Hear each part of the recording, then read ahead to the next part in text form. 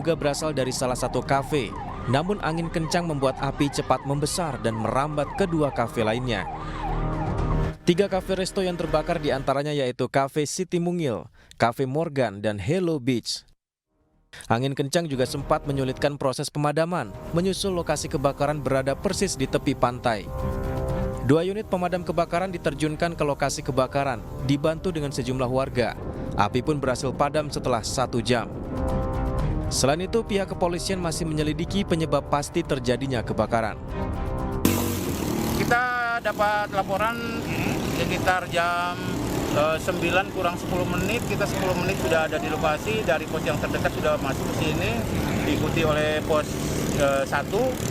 Alhamdulillah ketika berarti jam 9 kita sudah masuk di TKP dan kita kuasai 1 jam kemudian. 1 jam. Untuk penyebabnya masih kami telusuri, apakah dari konsleting listrik atau dari dapur dan sebagainya, kami belum bisa memberikan info karena masih dalam rangka proses penyelidikan.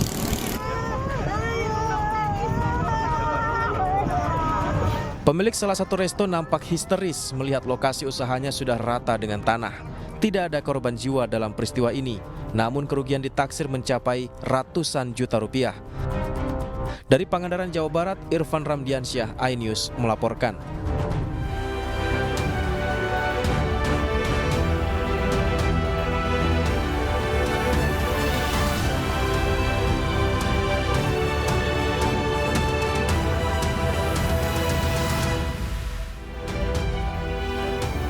Sembilan gerbong kereta api bekas yang bertumpuk di area stasiun kereta api Purwakarta, Jawa Barat hangus terbakar.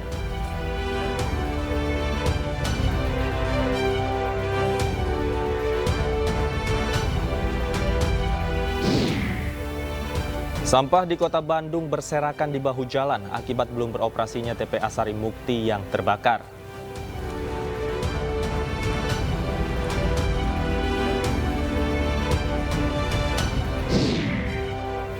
Ikut promosikan judi online, sejumlah artis dan selebgram akan diperiksa polisi.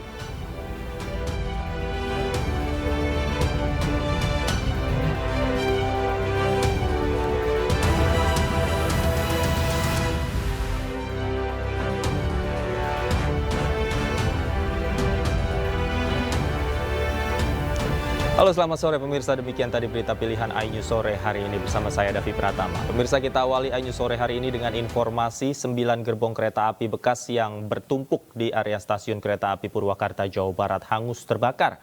Diduga penyebab kebakaran adalah percikan api yang berasal dari pengelasan untuk memotong bangkai gerbong.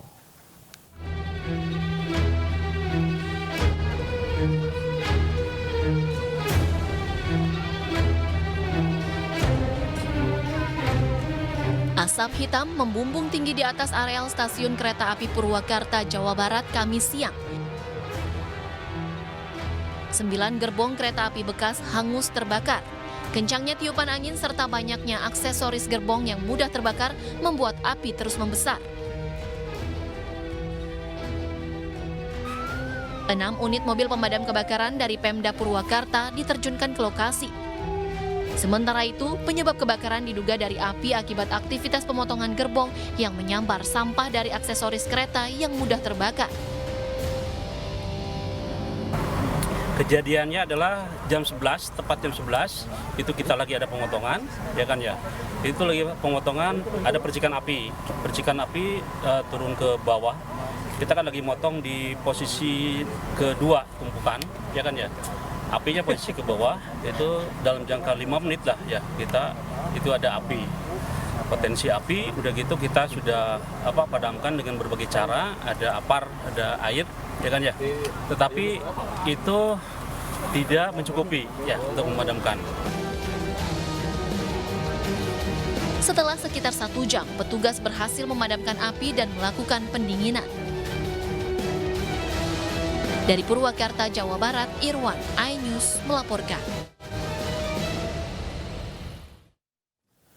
Tabrakan terjadi antara bus Sugeng Rahayu dan bus Eka Cepat di jalur Ngawi Madiun, Jawa Timur. Akibatnya 3 orang tewas sementara belasan orang mengalami luka.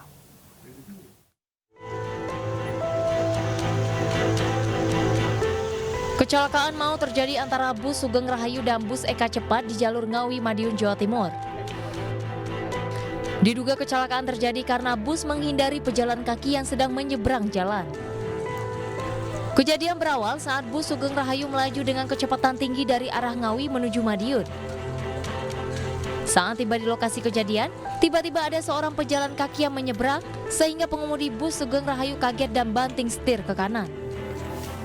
Hal ini membuat bus berpindah jalur dan menabrak bus Eka Cepat yang melaju dari arah berlawanan. Akibat kejadian ini, 3 orang dinyatakan tewas. Mereka adalah 2 sopir bus dan 1 pejalan kaki. Sementara 15 orang mengalami luka dan saat ini dirawat di Rumah Sakit Widodo Ngawi. Kita nerima 9 dan 8, yang 1 meninggal, yang lain relatif aman, tinggal 1 yang harus kita konsen ya. Kita masukkan di ruang ICU karena trauma kepalanya berat ya. 111 sama patah tulangnya. Dari total keseluruhan per jam ini dari pagi tadi segini berapa? 9. Jadi luka terbanyak di kepala. Ya, trauma kepala mereka lebih banyak. Saat ini, polisi masih melakukan olah TKP di lokasi, sementara arus lalu lintas Madiun Ngawi tersendat di kedua arahnya. Dari Ngawi, Jawa Timur, Tim Liputan Ainus melaporkan. Dan untuk mengetahui kondisi terkini di lokasi kecelakaan sudah bergabung bersama kami Asfi Manar yang saat ini berada di jalur Ngawi Madiun, Jawa Timur. Selamat sore. Asfi, seperti apa situasi saat ini? Apakah olah TKP sudah selesai dilakukan? Selamat sore, Davi. Saat ini saya berada di lokasi tempat di mana kejadian kecelakaan melibatkan 2 bus ini, yaitu di Desa Tambak Romo, Kecamatan Geneng, tepatnya di depan Puskesmas Geneng. Saat ini kami bisa perlihatkan bahwa bus dalam kondisi sangat parah dan beberapa petugas sudah mulai melakukan upaya evakuasi, terutama bus Sumber Selamat ini, di mana atap atasnya sudah terkelupas hingga sedemikian rupa, menunjukkan betapa dahsyatnya kecelakaan itu terjadi. Dan dapat kita lihat di sini bahwa pengemudi baik pun jok pengemudi pun sudah tidak berada pada tempatnya. Sementara itu barusan juga sudah dilakukan oleh traffic analysis oleh Polda Jawa Timur, dan dari situ akan dilakukan penyidikan lebih jauh sebab-sebab dari kecelakaan tersebut, sehingga penanganan kemudian terhadap kecelakaan ini bisa dilakukan. Demikian. Baik, Asfi, untuk evakuasi bangkai bus saat ini apakah sudah dilakukan dan apa kendalanya? Sudah 1 unit bangkai bus sudah dievakuasi dan dibawa ke tempat evakuasi Satlantas Polres Ngawi. Sementara 1 ini karena ada kendala teknis di mana bus yang Sumber Rahayu ini tidak bisa dievakuasi karena harus dilakukan pemotongan. Di mana untuk mempermudah proses penderekan. Ini sudah ada beberapa petugas pengelasan yang didatangkan dari pihak bus sendiri dan akan dimulai pengelasan, sehingga atap ini rencananya akan diambil secara keseluruhannya. Dan tidak jauh di depannya sudah terkait dengan mobil derek yang akan membawa bangkai bus ini ke tempat pengumpulan sementara. Demikian. Baik, terakhir mungkin Asfi, singkat saja. Hingga saat ini kondisi korban yang luka seperti apa? Apakah Anda mendapatkan informasi? Informasi yang kami terima adalah 1 jam yang lalu itu melalui Rumah Sakit Widodo bahwa di sana ada 9 orang yang dalam penanganan Rumah Sakit Widodo. 1 orang masih dalam unit ICU karena kondisinya sedikit kritis dan memang butuh perhatian khusus. Menurut keterangan dokter UGD bahwa dari korban-korban tersebut kebanyakan mengalami gegar otak dan patah tulang lebih dari 1 titik. Hal tersebut memungkinkan bahwa para korban tersebut terdampak dari benturan yang sangat keras. Demikian. Baik, baik. Terima kasih Asfi Manar melaporkan langsung dari lokasi kecelakaan di jalur Ngawi, Madiun, Jawa Timur. Selamat bertugas kembali. Dan pemirsa, untuk mengetahui penyebab pasti kecelakaan, kami juga sudah bergabung bersama Kapolres Ngawi, AKBP Argo Wiono. Selamat sore, Pak Kapolres. Selamat sore. Pak, bisa dijelaskan Pak, sebenarnya yang menjadi penyebab kecelakaan ini terjadi, apakah betul karena ada jalan kaki yang tiba-tiba menyeberang, Pak? Ya, dari hasil pemeriksaan awal, dugaannya sementara seperti itu. Jadi pejalan kaki yang hendak menyeberang, namun karena kondisi jalan serta posisi bus yang terlalu dekat pada saat bus Rahayu akan menghindari penyeberang jalan, malah tersambar bis Eka yang memang jalannya juga sudah terlalu dekat tadi, sehingga akhirnya kondisi bus Sugeng Rahayu ini memuntir. Kemudian bus Eka menabrak pohon jati dan pejalan kakinya juga tersambar bis Sugeng Rahayu sehingga terpental dan meninggal dunia di tempat itu tadi. Oke, artinya pada saat kejadian bus ini melaju dengan kecepatan tinggi, Pak?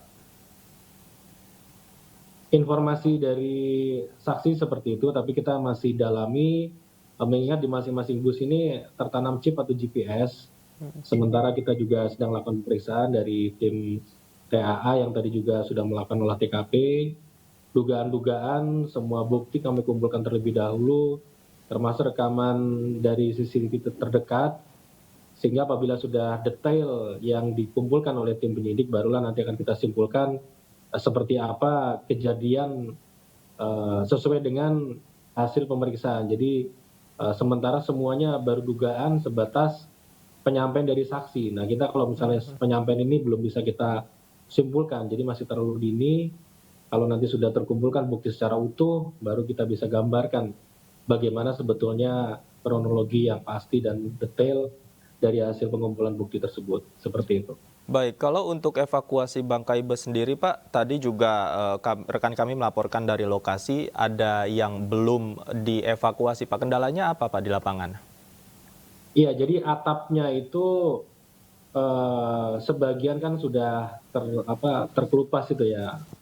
Nah, jadi pada saat nanti ditarik dia akan menyeret di jalan. Jadi sementara tadi kami koordinasikan atap itu akan dipotong terlebih dahulu. Setelah dipotong baru nanti dipindahkan atau diangkut dengan kendaraan yang berbeda sehingga tidak membahayakan pengguna jalan karena posisi atapnya tadi ngempelnya ke samping. Jadi menyentuh tanah itu tadi yang di sebelah kanan sehingga belum bisa kita tarik seperti itu. Oke, kalau untuk korban sendiri Pak, apakah ada penambahan korban hingga sore hari ini dan berapa jumlah totalnya Pak? Iya, jadi untuk jumlah total korban itu ada 19.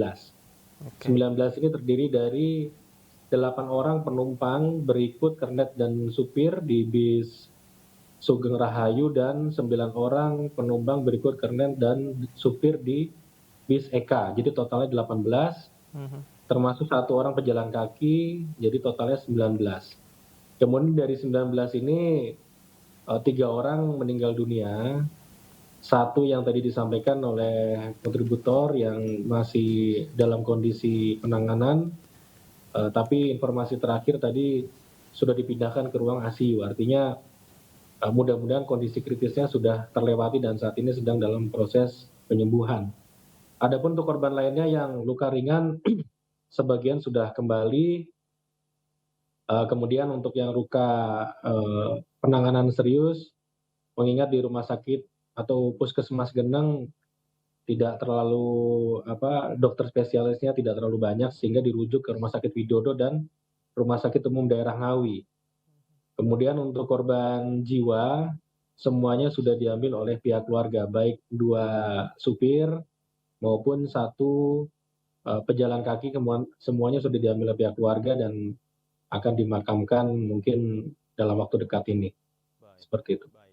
Artinya korban tewas sudah diambil pihak keluarga dan segera dimakamkan. Kita berharap korban yang luka juga bisa segera pulih ya. Terima kasih Bapak AKBP Argo Wiono sudah meluangkan waktu bersama kami di iNews Sore. Selamat sore, sehat selalu Pak. Sementara itu pemirsa, sebuah truk bermuatan 44 penumpang terperosok ke jurang sedalam 50 meter di Kebumen, Jawa Tengah. 5 orang dinyatakan meninggal dunia akibat kecelakaan maut ini.